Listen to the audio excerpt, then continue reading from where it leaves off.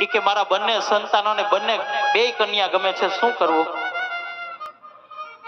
ત્યારે નારદજી એમ કીધું, જે પૃથ્વીની પ્રદક્ષિણા કરીને વેલા અવતરીએ ને એને બે રીધી સીધી એને વરે હો. કાર્તિક સ્વામી પાસે તો મોર ઈ ફફડાવીને પ્રદક્ષિણી કરવા ઉપડા, પણ મારા ગણપતિ બાપા પાસે તો ઓલું ઉંદેડું હાલે નહીં ને હાલવા દે નહીં. ઈ મોટા પેટ વાળા મોટા કાન વાળા એને વિચાર્યું કે હવે કરવું શું? ત્યારે ગણપતિ બાપાએ શંકર અને પાર્વતીને બેને બાજોટ ઉપર બેસાડ્યા અને ગણપતિ બાપા 4 ફેરા ફરી લીધા.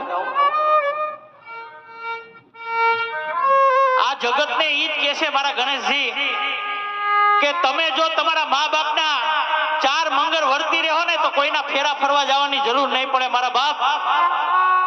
કોઈની જાત્રા કરવાની જરૂર નહીં પડે, કોઈની માળા કરવાની જરૂર નહીં પડે. તમે જો તમારા મા બાપને પગે લાગશો ને